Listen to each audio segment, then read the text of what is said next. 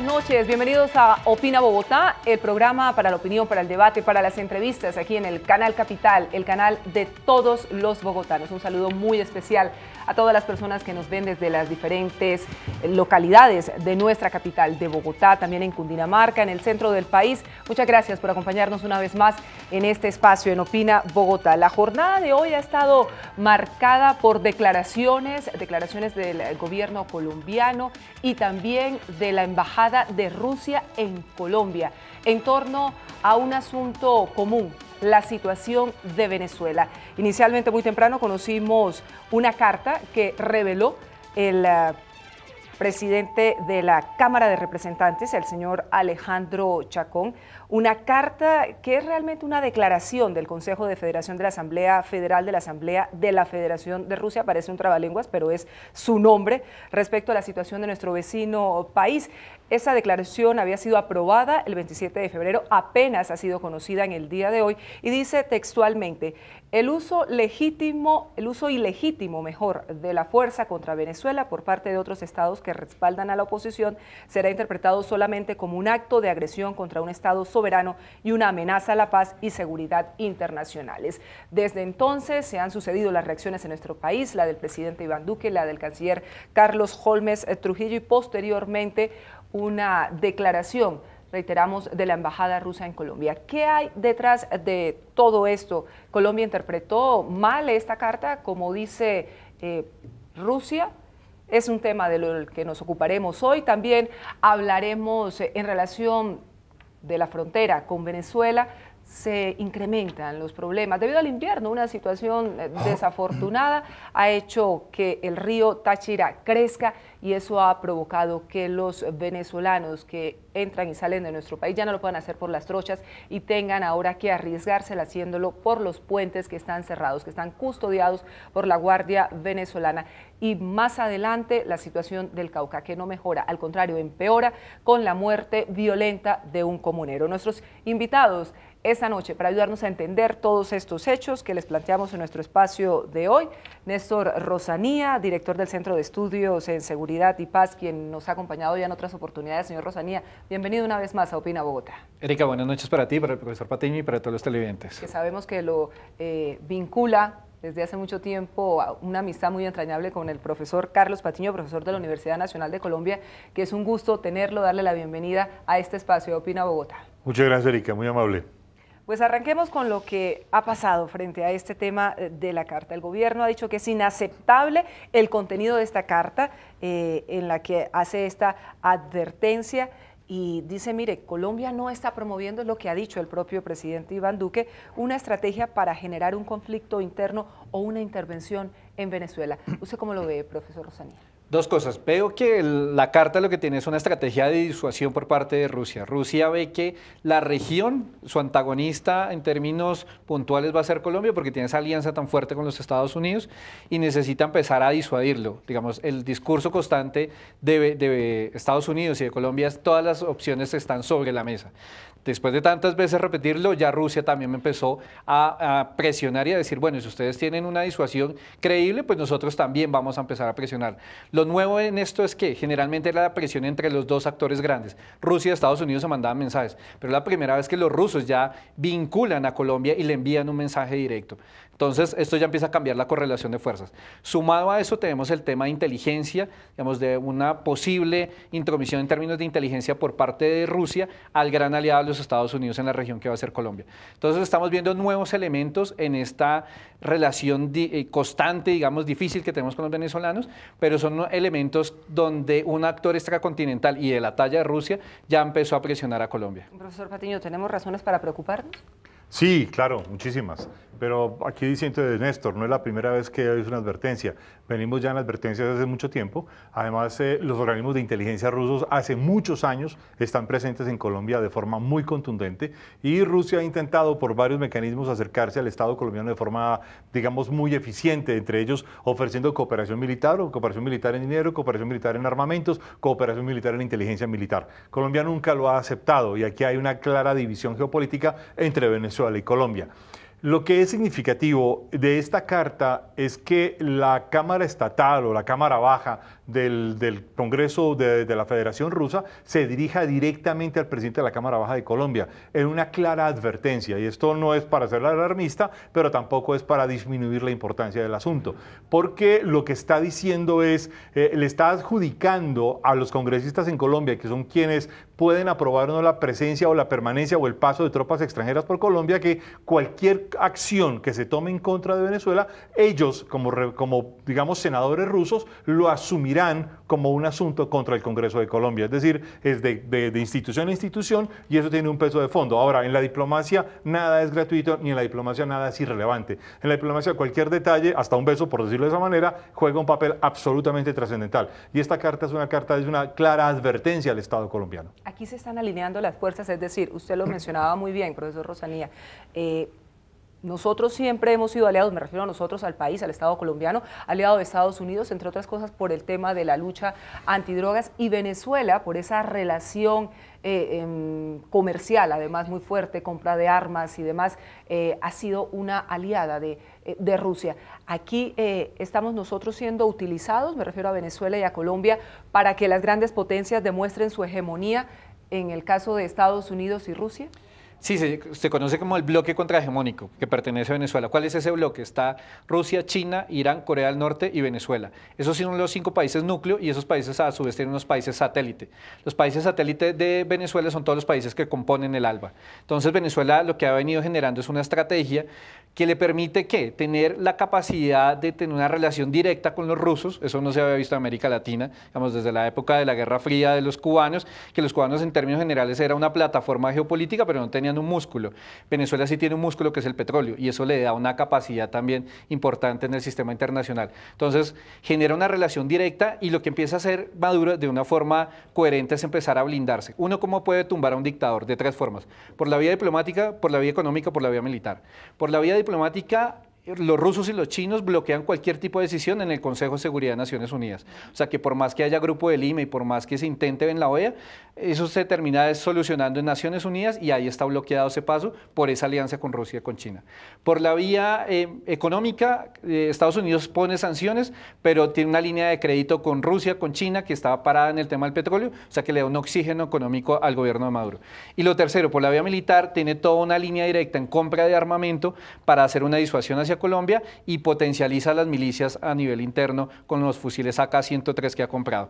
Entonces, los rusos y los chinos también han ido construyendo esa muralla para ir blindando la dictadura de Maduro. Profesor Patiño, pero así las cosas, deberíamos recibir nosotros ahora un respaldo de Estados Unidos, porque visto lo visto, el último vaciadón que le pegó el señor Donald Trump al presidente Iván Duque fue antológico en materia de lucha antidrogas. Es el típico comportamiento del presidente Donald Trump. Desde que llegó al poder, a los aliados les da duro, es una especie de zanahoria y palo permanentemente, y no es claro, digamos, hasta qué punto son las alianzas. Pero más allá del presidente Trump, la alianza estratégica de Estado a Estado entre Colombia y Estados Unidos es importante para unos temas, pero no es una alianza sustancial para una confrontación o una defensa militar, a pesar de que algunos comandantes militares norteamericanos han dejado saber, digamos, un poco en las sombras de que habrá algún apoyo si hubiese alguna agresión contra Colombia.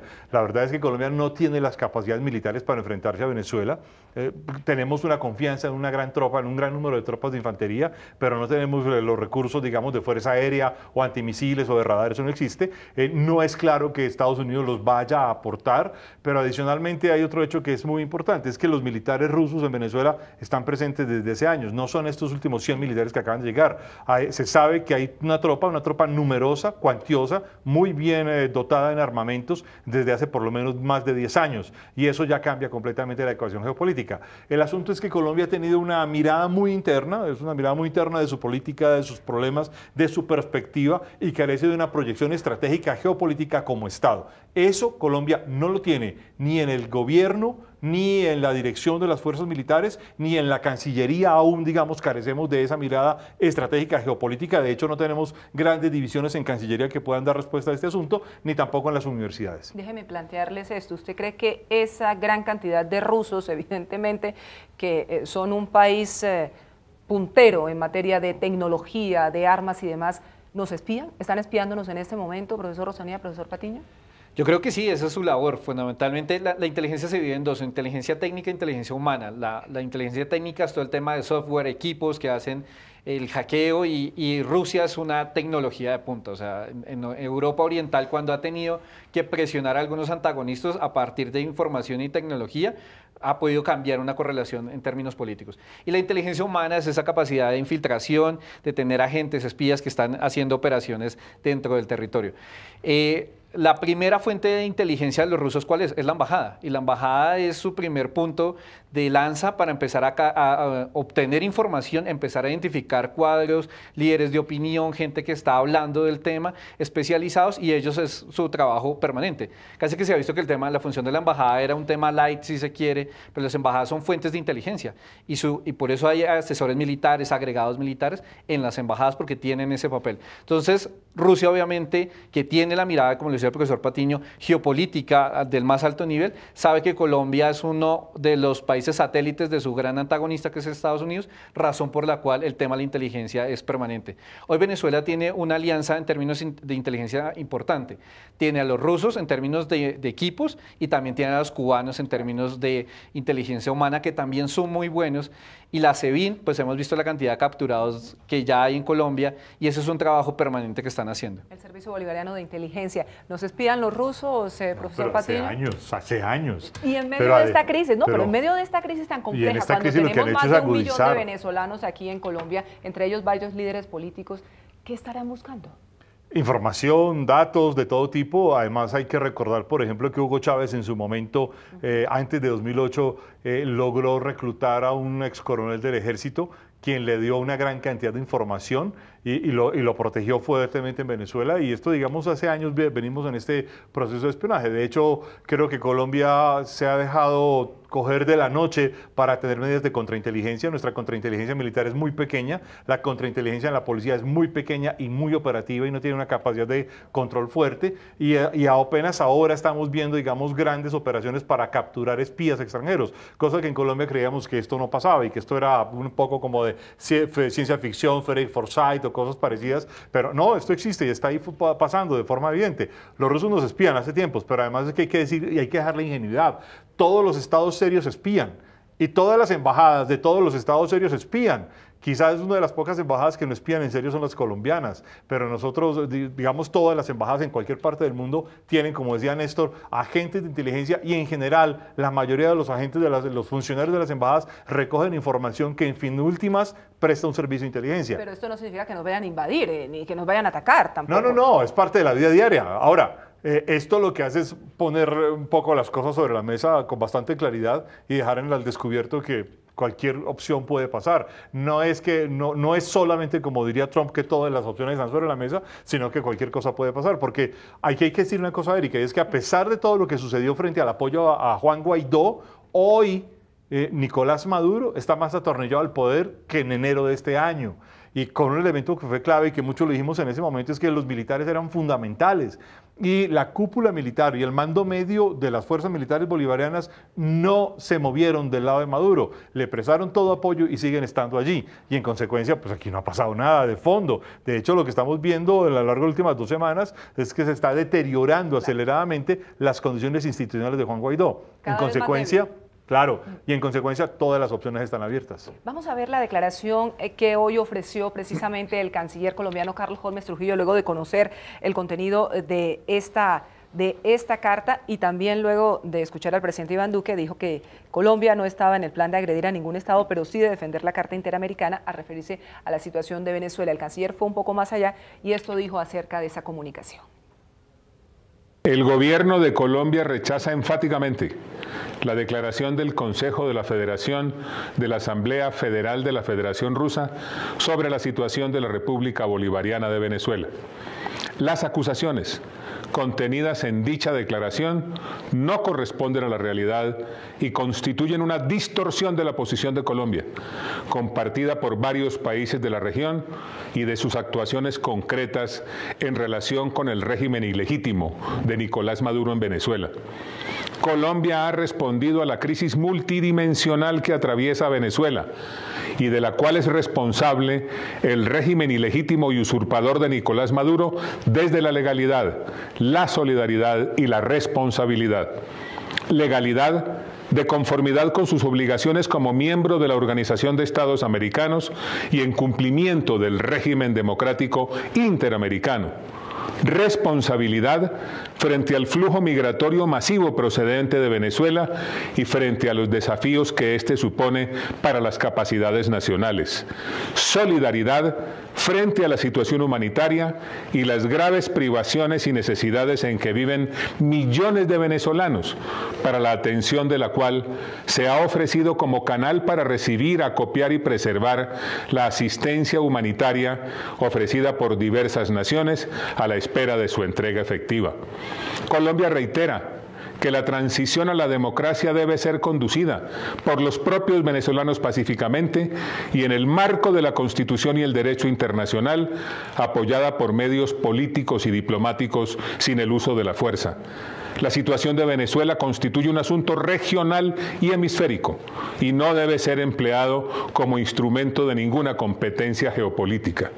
En ese sentido, Colombia reitera que cualquier despliegue o incursión militar en apoyo al régimen ilegítimo de Nicolás Maduro pone en riesgo la transición democrática y la normalización constitucional en Venezuela y constituye una amenaza a la paz, la seguridad y la estabilidad en la región. ¿Estamos frente a una amenaza, profesor Rosanía, profesor Patiño?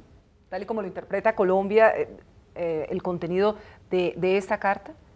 No, la respuesta era evidente, digamos, Colombia también tenía que salir a defenderse y además también tiene el respaldo de los Estados Unidos, tiene el respaldo de Trump en esto que está jugado a la salida de Nicolás Maduro del poder. Entonces, la respuesta también, digamos, fue fuerte, digamos, fue también diciéndoles, si ustedes apoyan a esto, también veríamos una desestabilización regional y una agresión hacia el tema de la paz. Lo que estamos viendo finalmente es una disuasión permanente, pero que veamos en términos reales, infantería norteamericana o rusa en las calles de Caracas, ese escenario es inviable. Yo creo que esto, más allá de un intercambio de comunicados, no va a suceder. ¿En qué lógica? Después de las guerras de Irak y Afganistán, Estados Unidos entendió que militarmente es muy bueno en la guerra regular, pero la guerra asimétrica o esa guerra insurgente les va muy mal. En Irak y Afganistán lleva más de 16 o 18 años en esa guerra y no los ha podido ganar. Entonces, la lección aprendida fue en Siria y en Libia, no entraron cuerpos de infantería, hicieron un apoyo a los rebeldes, pertrechos, comunicaciones, armas, pero no entran hombres de infantería. Entonces, acá va a ser lo mismo, digamos, si hay un apoyo en algún momento, sería logístico, pero en términos reales no veríamos esa incursión armada ni de tanto de los rusos ni de los norteamericanos. Y así están Siria y Libia, profesor Patiño. No, yo creo que más que una amenaza por ahora es una advertencia, una clara advertencia, eso sí, una clara advertencia con, digamos, muchas condiciones. Y obviamente lo que se pone sobre la mesa, quiero insistir, es cuáles son las condiciones del Estado colombiano para defenderse o para, digamos, enfrentar esta situación. Con el problema de por medio, que es la crisis humanitaria en Venezuela, que la vemos todos los días en las calles de todas las ciudades y en las carreteras en Colombia, seguimos viendo centenares de venezolanos caminando para un lado y para el otro. Esa es la crisis de fondo a la que Colombia tiene que, digamos, poner sobre la mesa. Pero sin embargo, frente a esta reacción del gobierno colombiano a través de su canciller, Rusia, la embajada rusa en Bogotá, ha señalado que Colombia interpretó mal esa carta, que la interpretó mal y textualmente precisa. La carta lo que refleja es la posición del Consejo de la Federación de la Asamblea Federal de la Federación Rusa y la mala interpretación que ha hecho Colombia de la misma es una pena para nosotros. Realmente este texto solo lo que quería era mostrar la posición de Rusia respecto a ese intento de distribuir ayuda humanitaria a Venezuela en aquel entonces. Recuerden que esta es una declaración que aprobó ese Parlamento a finales del mes de febrero, solo que hasta ahora nosotros lo hemos conocido y que nunca hubo una mala intención con la misiva. ¿Será que nos estamos ahogando en un vaso de agua, profesor Rosanía? No creo, y el profesor Patiño le decía, en diplomacia no hay nada accidental ni los mensajes son accidentales. Aquí lo que hay es una clara advertencia. Lo que intentan hacer los rusos en el arte de la diplomacia es después desescalar, pero eso es un pico constante, digamos, una fluctuación de presionar duro, desescalar, presionar duro y desescalar. Entonces aquí desescalan, pero ya el mensaje se envió y como le decía el profesor Patiño, es un mensaje al Congreso colombiano, haciendo la advertencia de qué pasaría en un escenario hipotético donde permitían la entrada de tropas norteamericanas para hacer una invasión a Venezuela. Entonces, no hay nada, digamos aquí no hay nada que no esté fuera de los cálculos, y el cálculo diplomático de los rusos fue comenzar a presionar en la región y, digamos, de forma abierta no lo habíamos visto, y esta carta puede ser el inicio de una presión constante por parte de los rusos hacia Colombia. ¿Es una jugada estratégica de Rusia? Pero la pregunta es, ¿qué pasaría si esta carta hubiera sido enviada a la Cámara de Representantes de los Estados Unidos? O a la Cámara de los Comunes del Reino Unido, o cualquier, digamos, instancia distinta, o al mismo al Parlamento holandés, por ejemplo, que se sabe que tiene unidades militares preparadas para cualquier acción contra Venezuela ya hace años en Aruba y Curazao. Es decir, esto no es un hecho gratuito, y tampoco, insisto, por eso no hay que bajarle tampoco la importancia del tema. Si bien no implica un enfrentamiento, es una advertencia. Y esto obviamente lo que hace es decir, los estamos observando. Y los estamos observando desde esta posición de gran potencia, porque Rusia finalmente es una gran potencia, puede que no tenga los plenos poderes de los Estados Unidos, pero es una gran potencia, es uno de los 3 o 4 grandes jugadores geoestratégicos del mundo, y en esa perspectiva Rusia dice, los estamos observando y de aquí los estamos evaluando, hagan lo que hagan. Claro, a mí lo que me parece es que esto lo que un poco deja al descubierto es la debilidad de la Comisión de Relaciones Exteriores del Congreso colombiano, y deja la debilidad para nada. ¿no? Y la debilidad además incluso de nuestros organismos de inteligencia, que tienen una muy baja capacidad de inteligencia estratégica global. Y frente a lo que está pasando ahora con Venezuela, en una situación cada vez más compleja, ahora por el tema de los apagones, la falta de agua, es un país que está cada vez más contra las cuerdas. Lo veíamos hoy en la zona de frontera, el desespero de esos venezolanos que vienen a Colombia a ganarse el día, a buscar lo del diario, a traer a sus niños, incluso desafiando todas las prohibiciones que en ese momento existen en los pasos fronterizos. Pero lo comentábamos antes, el río se llevó esas trochas que ya constituyen una amenaza, porque ahí están esos grupos ilegales que les cobran a los ciudadanos venezolanos por autorizar su paso, con el visto bueno de la Guardia venezolana, luego reparten entre ambos, y ahora están desafiando a la Guardia venezolana en esos pasos, porque el desespero en Venezuela es evidente. Es decir, a los ciudadanos venezolanos no les importa mucho lo de Rusia, lo de Colombia, lo de Estados Unidos. Realmente lo único que les interesa es que están pasándola cada vez peor, profesor Rosanía. Y tiene una dificultad mayor que en los pasos, como tú lo decías, las trochas en este momento por el tema del invierno están cerradas, están intentando pasar por los puentes, y los puentes hoy los tienen contra los colectivos. Porque ¿qué pasó? Y una fuente nos decía lo siguiente: después del intento de la ayuda humanitaria y que se intentó fracturar la unión de las fuerzas militares y de la Guardia, cuando empezamos a ver toda esa gente de la Guardia que pasaba el puente corriendo, ¿qué hicieron los colectivos? Generar un control para que no hubiera una gran desbandada por parte de gente de la Guardia Nacional y no se viera esa fractura interna. Entonces, hoy el control, más que la misma Guardia, ya la tienen los colectivos. Y los colectivos son finalmente el brazo más radical, armado y peligroso que hay en Venezuela. Realmente Maduro está en el poder es porque los colectivos lo sostienen. Entonces, que esos colectivos estén manejando los puntos de paso hace que la situación cada vez sea más desesperada para todos esos venezolanos que intentan pasar al lado colombiano. La entrega de la ayuda humanitaria, profesor Patiño, que salió, la verdad es que bastante mal. La ayuda sigue en Colombia, la gente no la recibe y la situación cada vez a peor. Pues ese fue uno de los grandes fracasos del Grupo de Lima, de una falta de planeación y de una mirada más realista sobre qué es lo que podría actuar. Hicieron todas las apuestas porque el bando militar se pasara de un momento a otro de facción, y obviamente lo que vimos es una deserción de las unidades de menor rango y de menor capacidad de mando, y más toda la presión que hicieron las guardias de las milicias bolivarianas. En este sentido, pues la falta de realismo del Grupo de Lima es sorprendente, porque uno dice, bueno, ¿cuáles son las apuestas? Y si iban a cambiar un gobierno dándole el reconocimiento a Guaidó, con más de 50 países de su lado en el mundo, contando países como Alemania o Francia o el Reino Unido, pues se hubiera esperado una acción de mayor claridad, mayor contundencia. Esto nunca se logró. Adicionalmente, algo que quedó descubierto semanas después es que no se habló con la Cruz Roja Internacional, por ejemplo. Apenas va a entrar en los próximos días. Exactamente, y esto además, sorprende, porque dice, bueno, ¿qué es lo que iban a pasar? Iban a hacer una especie de acción, y claro, lo que además ha quedado sorprendente es que Nicolás Maduro, que para muchos es una especie de payaso en la televisión, ha resultado ser mucho más hábil y mucho más inteligente de lo que muchas personas creen. De hecho, se le han visto intervenciones en la televisión y entrevistas que tumban esa imagen de payaso y lo muestran como alguien que está calculando realmente los pasos que está dando. Y eso muestra, digamos, muchísimo que es un poco el desconocimiento que hay sobre la realidad. El otro asunto que deja al descubierto es que hubo una subestimación del papel de Cuba dentro de Venezuela, tanto de los oficiales cubanos dentro de las fuerzas militares venezolanas como dentro de los oficiales cubanos en la Cancillería o en el Ministerio de Hacienda venezolano, y en ese contexto Cuba ha jugado un papel absolutamente trascendental para mantener al gobierno de Nicolás Maduro. ¿Cómo? Digamos con una serie de apoyos a través de inteligencia, a través de grupos, digamos, estructurando milicias, estructurando una serie de decisiones dentro del Estado, para bien y para mal, porque luego viene todo este desastre eléctrico y todo lo que ha pasado allí. Ahora, hace poco salió en Twitter una explicación de alguien, de este señor Jorge Rodríguez, diciendo que era un francotirador que disparaba, que no sé qué, y sacan además una pieza de una película, bueno, de estas de acción, que es realmente sorprendente, pero lo que, digamos, lo que más preocupa es la falta de claridad del llamado Grupo de Lima de qué va a hacer ahora que el guión se les ha agotado. Sobre todo no hay hoja de ruta en ese momento, y lo mencionábamos antes, y muchos analistas internacionales coinciden en ello. Se está debilitando esa figura de poder de Juan Guaidó, el presidente interino, pero no necesariamente por las decisiones que están tomando las distintas instancias de inhabilitarlo y demás, sino porque parece ser que ya no tiene más margen de maniobra frente a la situación que afrontan los venezolanos que confiaron en él como una alternativa para salir de Maduro y, por supuesto, de la crisis que afrontan, profesor Rosanía. Y lo que hemos visto es que parece que se va a convertir en una figura más. En un momento pensamos Leopoldo López iba a ser la solución y ya Leopoldo no fue. Y hemos visto una cantidad de líderes. Con Capriles pasó un poco más de lo mismo, ¿no? También, y casi en el olvido. Entonces estamos viendo esa figura que se van desvaneciendo muy rápido. O sea, son figuras que están por ahí 3, 6 meses con mucha fuerza, y después creo que también hay unas pugnas internas dentro de la misma oposición, porque claro, todo el mundo quiere quedar en la historia como quién fue el que tumbó finalmente a Maduro.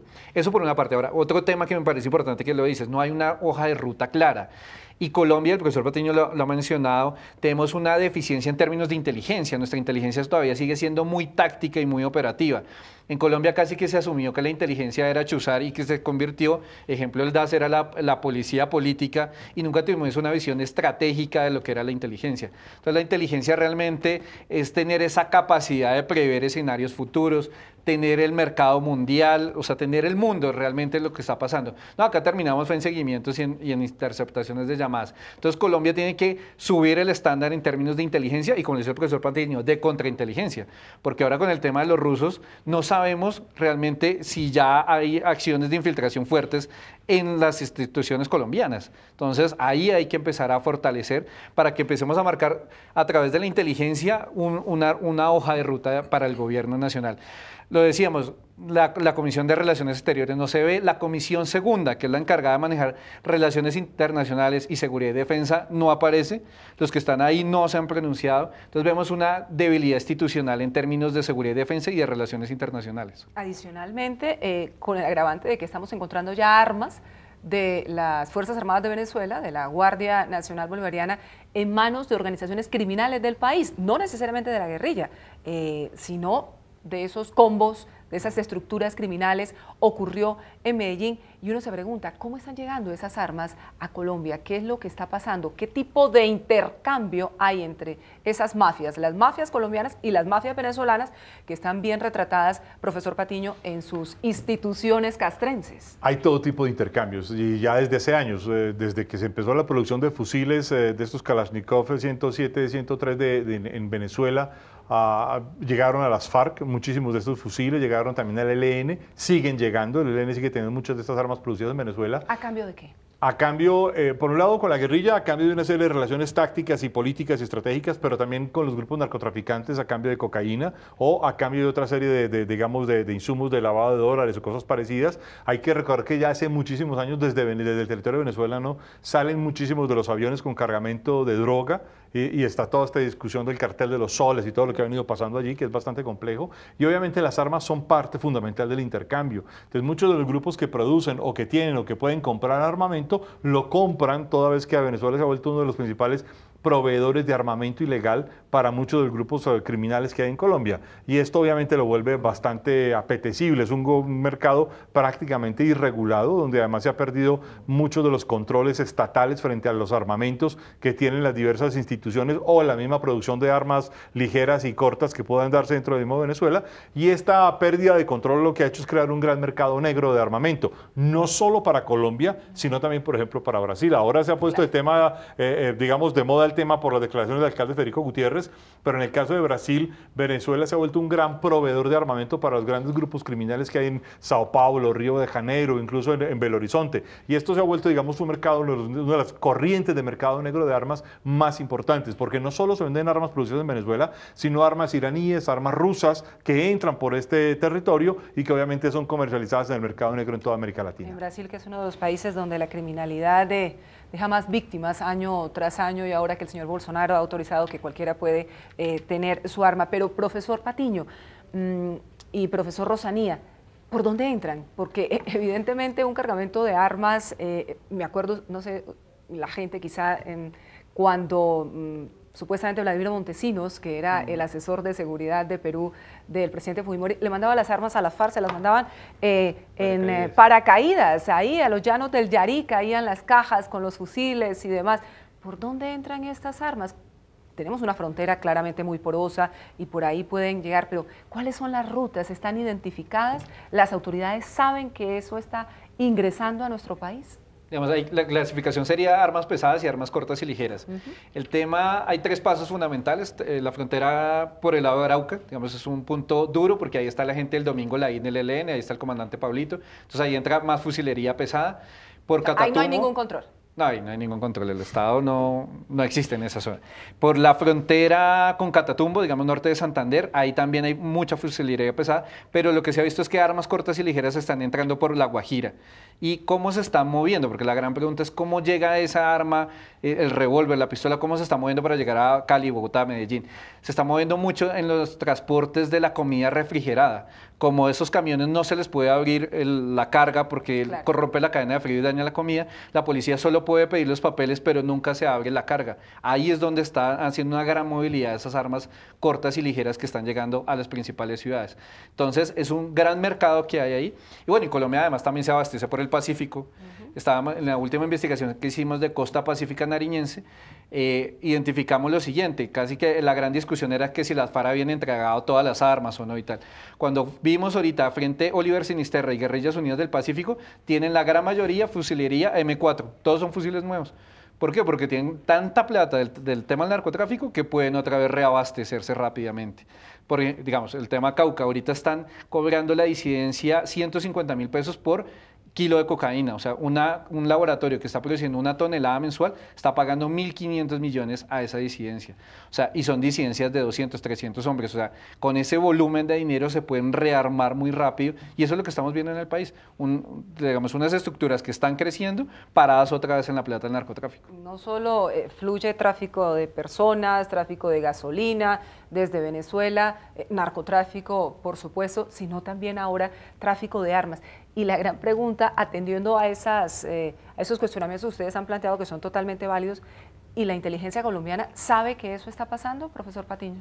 Bueno, no sabría decirte, no hago parte de sus cuerpos. Eso sí me queda muy difícil responderlo. Lo que sí creo es que hay un desafío importantísimo de las instituciones de seguridad y defensa en Colombia, muy importantes, y además a la capacidad de análisis que hay, digamos, en Colombia. Creo que se ha subestimado mucho este asunto. Esto muestra además un déficit, y es que durante muchísimos años estuvimos dedicados al tema del conflicto interno, con una mirada menospreciativa al fenómeno de la criminalidad o de menos importancia. Siempre, digamos, la mirada principal era sobre las guerrillas y su desafío al Estado. En segundo término, la criminalidad, pero no muy importante, y era más importante ciertos fenómenos de manifestación o de terrorismo o de narcotráfico, pero no lo que significaba su complejidad.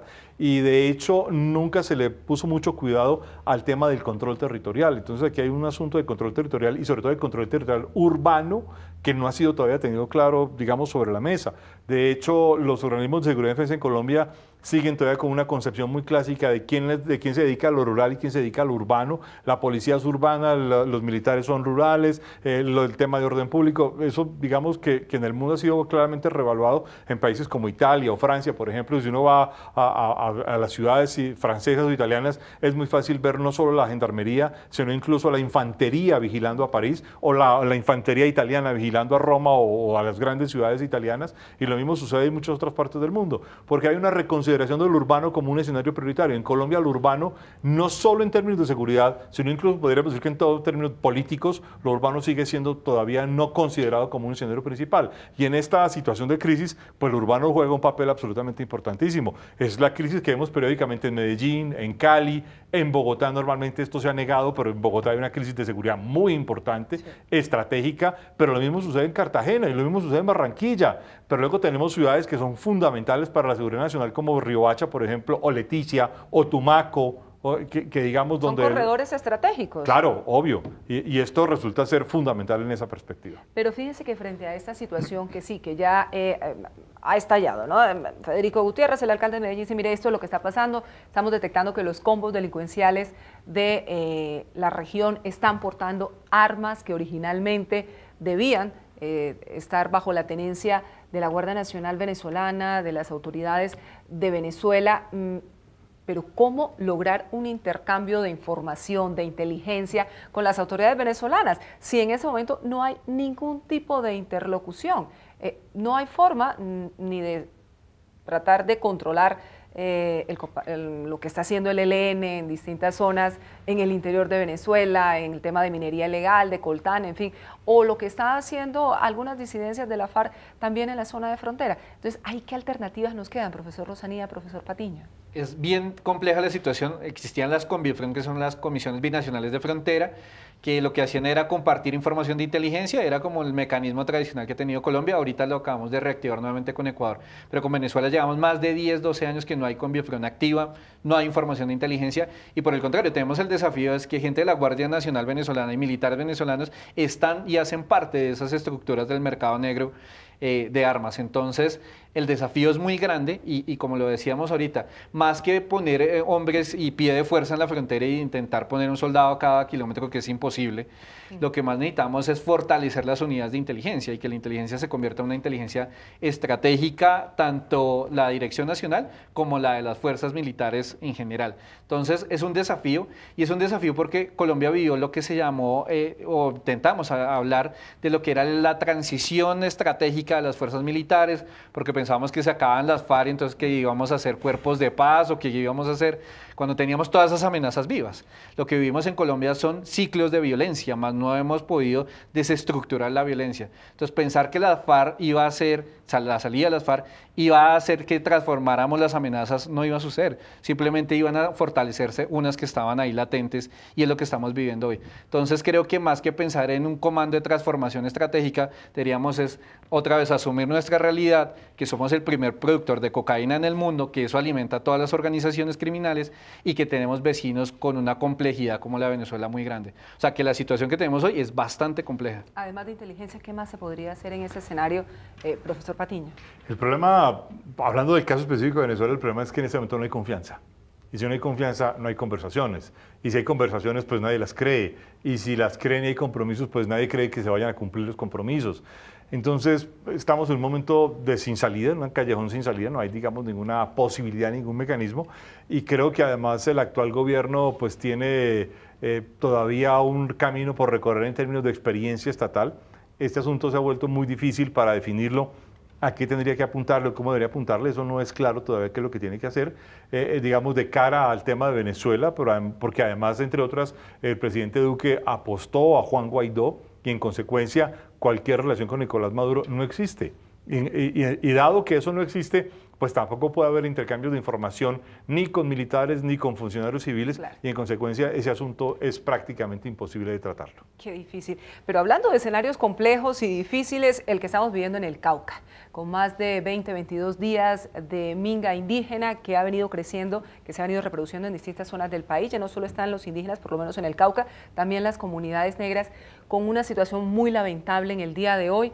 La muerte de un comunero que estaba allí protestando, que formaba parte de esa minga, una muerte violenta por disparos, y se está tratando de establecer precisamente qué fue lo que ocurrió, pero sin lugar a dudas es una situación que va enrareciéndose más. Insisto, no solo, profesor Rosanía, profesor Patiño, por el tema económico, que las pérdidas ya son millonarias, por el desabastecimiento en toda la parte del suroccidente del país, sino porque uno ve que parecería ser que estamos tristemente cayendo en el escenario que buscan los violentos, que es generar más caos, más zozobra, más anarquía en esa región del Cauca.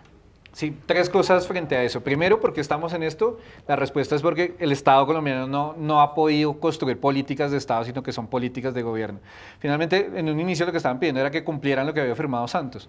Y si uno empieza a generar trazas hacia gobiernos anteriores, siempre ha sido una constante. Cada gobierno pacta, hace una negociación, llega el nuevo gobierno y ya dice que no la puede cumplir.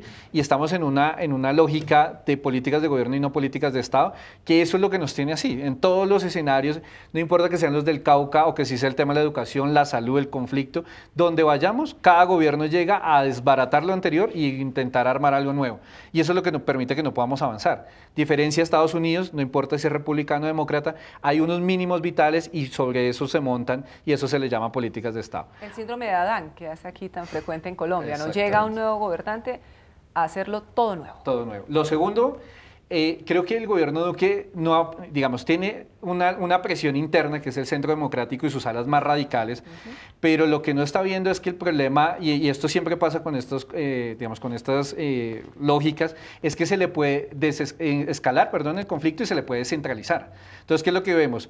Se está escalando porque ya no solo murió un policía, hoy acaba de morir otra persona y entonces está escalando este conflicto, como lo decías. Y lo segundo, se está descentralizando porque el foco era el Cauca y ahora vemos que ya se está llevando a nivel nacional. Entonces, donde se descentralice y se escale, el conflicto se le empieza a salir de las manos al gobierno. Entonces, necesita una estrategia de negociación muy rápida para empezar a desescalarlo y empezar a centralizarlo.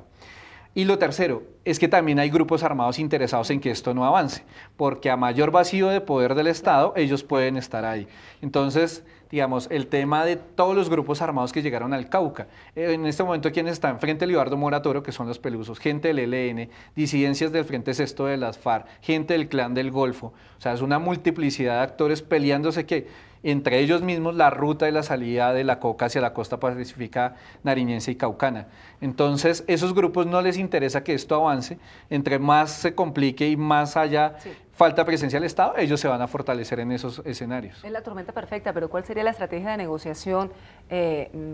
Profesor Patiño, usted no es gobierno claramente, pero sí sería bueno como entrar a analizar, porque el presidente ya ha dicho, mire, yo no hablo con las comunidades indígenas, que es su principal exigencia, si no levantan las vías de hecho. Pero la protesta, ellos han insistido, no la vamos a mover porque es definitivamente nuestra única forma de presión al Ejecutivo. Pues mire, Erika, es que al gobierno le está pasando con las comunidades indígenas lo que le pasó con los estudiantes universitarios. En principio desestimaron la fuerza de esta protesta y obviamente la protesta ha ido creciendo, creciendo, creciendo. Hay una declaración de algún dirigente indígena la semana pasada que me llamó muchísimo la atención y es que decía que era importante que el gobierno pusiera algo así, como que reclamaba que pusiera gente que tuviera experiencia en los diálogos con los indígenas, que porque muchos de los que estaban allí, y creo que se refería a la ministra del Interior, no tenían ninguna experiencia ni conocía qué era lo que estaban negociando. Esa declaración es muy... digamos, diciente, porque uno dice, bueno, ¿qué tipo de negociación se está llevando? Y en consecuencia, los indígenas reclaman algo que de fondo, lo decía Néstor ahorita, es claro, es una política de Estado, ni siquiera están pidiendo, digamos, puede que en la negociación hayan cosas que no tienen que ver con la mesa, puede que lo que sea, pero esa es la habilidad del negociador del Estado, o sea, ¿qué es lo que podemos negociar? ¿Cuáles son las condiciones de Estado? ¿Por qué podemos responder y cómo respondemos? Pero además hay que hacerlo con premura, porque claro, ya prácticamente llevamos para un mes de afectación del suroccidente del Estado colombiano. Es que no estamos hablando de cualquier región, estamos hablando del suroccidente. Pero también con realismo, profesor Patiño y profesor Rosanía, porque al fin y al cabo, tantos años, yo me acuerdo que estuve quizá en el año 2000, 2001 en una protesta que también demoró más de 20 o 30 días, estaba totalmente bloqueado, se firmaron unos acuerdos y de manera sucesiva cada 2 o 3 años se realiza un paro de esos, se firman unos acuerdos que nunca se cumplen, porque algunas de esas propuestas que se firman son totalmente irrealizables. Son irrealizables, pero además es que no tienen tampoco, digamos, como un control institucional que se permita hacer cosas concretas. Los organismos de control se han hecho un poco los de la vista gorda frente a recursos que se han desembolsado y la pregunta es cómo se han gastado esos recursos. Luego tampoco es claro, porque además entonces también muchos organismos del Estado dicen, bueno, a los indígenas se les otorga autonomía en sus territorios y entonces listo, nos desentendemos de la autonomía y esa autonomía no es ni controlada, ni vigilada, ni vista. pero además también hay otro ingrediente, es que esto ha sido utilizado por políticos, y no me refiero únicamente a los políticos de izquierda que se oponen al gobierno Duque. Hay muchos políticos, no identifiquemos quiénes, pero muchos que también están asusando este ambiente de enfrentamiento que el gobierno claramente no está siendo capaz de manejar o de controlar o de proponer para buscar una salida. El asunto tiene que ver, entre otras, porque con un hecho que es bien importante, y es cuál es la apuesta estratégica del gobierno nacional frente a los territorios y frente a la autonomía. Y de nuevo vuelvo frente a un hecho que es clave. Este gobierno, por primera vez en los planes nacionales de desarrollo, incorpora a las comunidades indígenas, pero a eso no le ha logrado sacar partido, no ha logrado venderlo como un avance del gobierno. Y entonces la pregunta es qué es lo que está proponiendo, porque finalmente no está allí. Y ahora se supone que el presidente Duque incluso habló con muchísimos representantes de comunidades indígenas. Bueno, ¿dónde está esa capacidad del Ministerio del Interior para lograr esos acuerdos y para ponerlos a funcionar?